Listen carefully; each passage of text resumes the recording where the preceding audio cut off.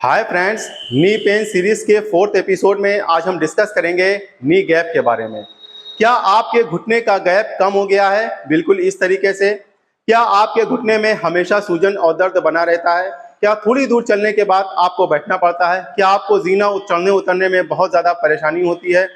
क्या आपने बहुत इलाज करवा लिया, बहुत नुस्खे आजमा लिए, इंजेक्शन भी लगवा लिया, लेकिन आपके घुटने का गैप मेंटेन नहीं हो पाया?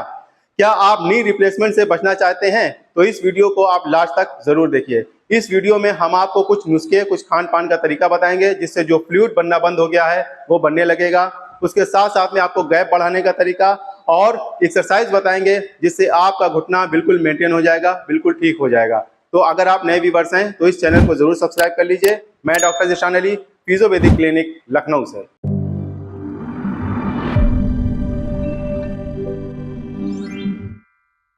घुटने में दर्द होने के कई कारण होते हैं, जैसे आर्थराइटिस, बर्साइटिस, मेनिस्कस इंजरी होना, लिगामेंट इंजरी होना, या पैर में कोई फ्रैक्चर हो गया हो, या जो लोग बहुत ज़्यादा मोटे होते हैं, या फीमेल्स में ये दिक्कत ज़्यादा देखी जा रही है।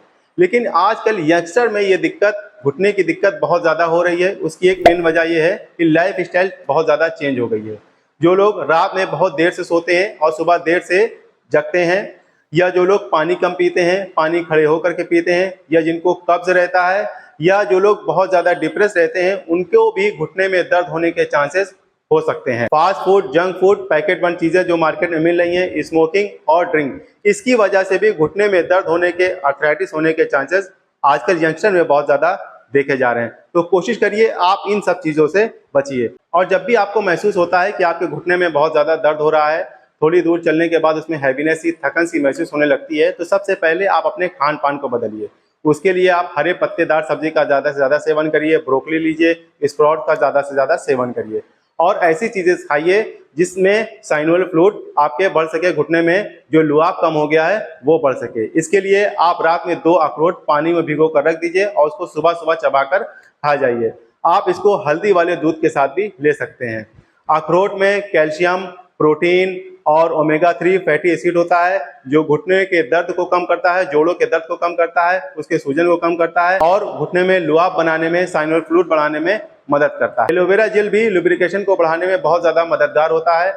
आप अलसी को पीस करके एक डिब्बी में रख लीजिए और सुबह खाली पेट 1 चम्मच आप पानी के साथ ले सकते हैं। ये भी लुब्रिकेशन बढ़ाता है, साइनोवियल फ्लूइड को बढ़ाता है।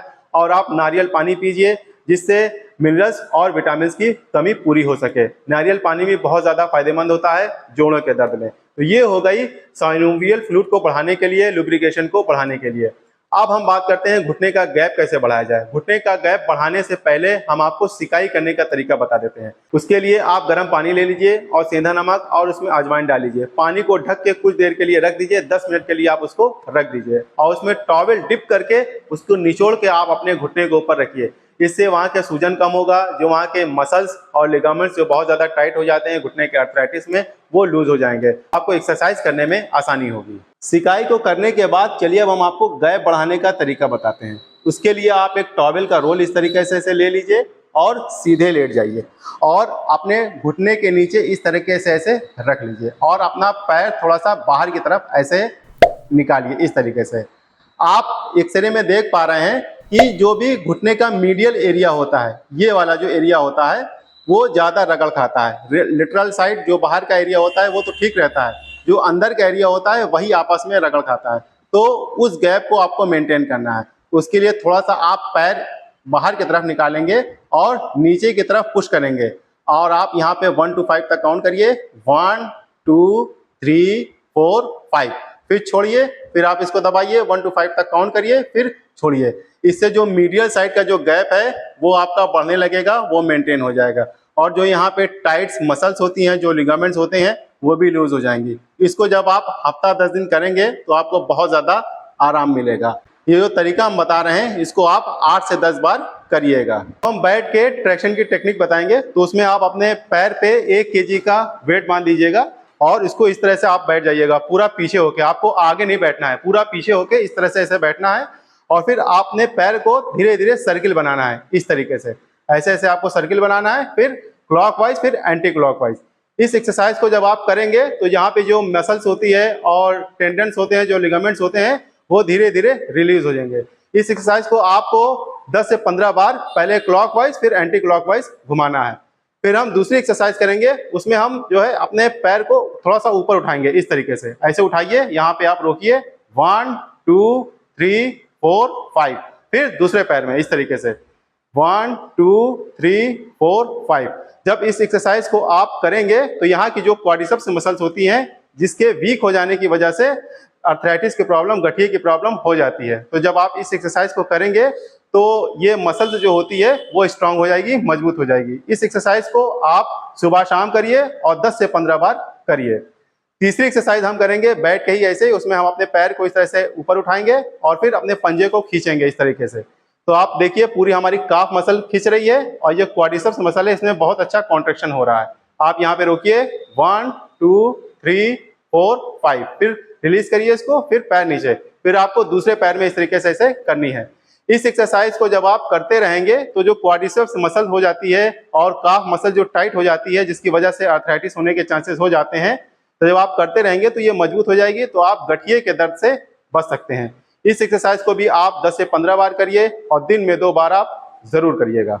पहली एक्सरसाइज हम करेंगे VMO एक्सरसाइज। उसके लिए हम अपने एक पैर को इस तरीके से ऐसे मोड़ लेंगे और दूसरा वाला पैर ऐसे सीधा रखे रहेंगे और फिर इसको थोड़ा सा बाहर निकाल के और इसको 30 डिग्री पे इस तरीके से ऐसे उठाएंगे और यहाँ पे आपको रोकना है 1 2 3 4 5, फिर नीचे, फिर आप अपने पैर को उठाइए, फिर यहाँ पे रोकिए, फिर नीचे। इस एक्सरसाइज को करने से आपको फायदा ये होगा कि ये जो इनर साइड की जो मसल्स होती है, जो मीडियल साइड की जो मसल्स होती है वो वीक हो जाती है, जिसकी वजह से जो मीडियल साइड होता है वो घुटना वो रगड़ खाने लगता है। तो ये जब एक्सरसाइज आप करेंगे तो आपकी ये वाली मसल्स मजबूत हो जाएगी और घुटना जो रगड़ खा रहा है उसके बहुत कम चांसेस हो जाएंगे रगड़ खाने के, तो उससे आपको बहुत ज्यादा आराम मिलेगा। एक्सरसाइज करने के लिए आपको रोज 10 से 15 मिनट अपने लिए, अपने शरीर के लिए निकालना पड़ेगा, तभी आप घुटने के दर्द से बच सकते हैं। नेक्स्ट एक्सरसाइज भी हम VMO एक्सरसाइज करेंगे। उसमें हम अपने पैर को इस तरीके से ऐसे उठाएंगे और अपने पंजे को खींचेंगे। तो आप खींचिए और यहाँ पे रोकिए, 1 2 3 4 5 और अपने पंजे को छोड़िए, फिर नीचे, फिर आप दूसरे पैर में भी इसी तरीके से करिएगा। ये एक्सरसाइज आप 20 से 25 बार दिन भर में करिए। इस एक्सरसाइज को करने से क्वाड्रिसेप्स मसल जो हमारी वीक हो जाती है, जिसकी वजह से घुटना आपस में टकराने लगता है, तो ये जब आप एक्सरसाइज करेंगे तो ये स्ट्रांग हो जाएगी। जब ये स्ट्रांग हो जाएगी तो घुटना रगड़ खाने की जो प्रक्रिया चल रही है, जिसकी वजह से आपके घुटने में दर्द हो रहा है, वो होने के चांसेस बहुत ज्यादा कम हो जाएंगे। अब वही एक्सरसाइज हम वेट के साथ करेंगे। उसमें हम अपने पैर के नीचे ऐसे रोलर को रखे रहेंगे और अपने एड़ी को उठाएंगे इस तरीके से। एड़ी को उठाइए और अपने पंजे को खींचिए ऊपर की तरफ। तो देखिए आपके क्वाड्रिसेप्स मसल में कॉन्ट्रैक्शन हो रहा है। आप यहाँ पे रोकिए, 1 2 3 4 5, पंजे को रिलीज करिए और एड़ी बेड के लेवल में हो जाएगी। फिर आप दूसरे पैर में भी इस तरीके से आपको करनी है। ये एक्सरसाइज आप वेट के साथ जरूर करिएगा, जिससे आपकी जो क्वाड्रिसेप्स मसल है उसमें स्ट्रेंथ आ जाए। दूसरी एक्सरसाइज हम करेंगे नी आइसोमेट्रिक। उसके लिए आप कोई मोटी तकिया ले लीजिए, मसनद ले लीजिए। हमारे पास फॉर्म का रोलर है तो हम उसी से बता दे रहे हैं। आप इसको इस तरीके से ऐसे रख लीजिए और लेट जाइए, चाहे तो आप बैठ के भी कर सकते हैं। और अपने घुटने को आपको नीचे की तरफ दबाना है, ऐसे आप दबाना है और आपकी एड़ी उठना नहीं चाहिए, बेड के लेवल में होनी चाहिए। तो आप यहाँ दबाइए और यहाँ पे आप रोकिए, 1 2 3 4 5, फिर आपको दूसरे घुटने में दबाना है। यहाँ पे आप रोकना है 1 से 5 तक, फिर छोड़ना है। ये एक्सरसाइज जब आप करेंगे तो क्वाड्रिसेप्स मसल जो है वो स्ट्रांग हो जाएगी, क्योंकि इसके भी वीक हो जाने से घुटना आपस में टकराने लगता है। ये एक्सरसाइज आप 20 से 25 बार करिए और दिन में 2 बार आप कर सकते हैं। तो आपको मेरी ये वीडियो कैसी लगी? अगर अच्छी लगी हो तो इसको लाइक और सब्सक्राइब जरूर कर लीजिए, जिससे हेल्थ से रिलेटेड वीडियोस आपको मिलती रहें। अगर आपने इस वीडियो से कुछ सीखा हो या आपके कुछ सवाल हैं तो उसको कमेंट बॉक्स में लिखिए या व्हाट्सएप करके भी हमसे पूछ सकते हैं। और पेन किलर घुटने को कैसे खराब करती है, अगर आप ये जानना चाहते हैं तो ये वाली वीडियो आप जरूर जाकर देखिएगा। Thank you very much.